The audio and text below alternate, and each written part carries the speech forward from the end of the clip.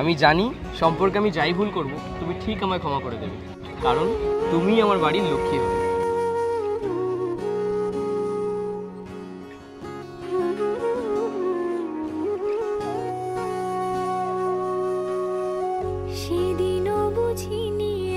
আমি বেশি কিছু না, তোমার হাত চাইছি।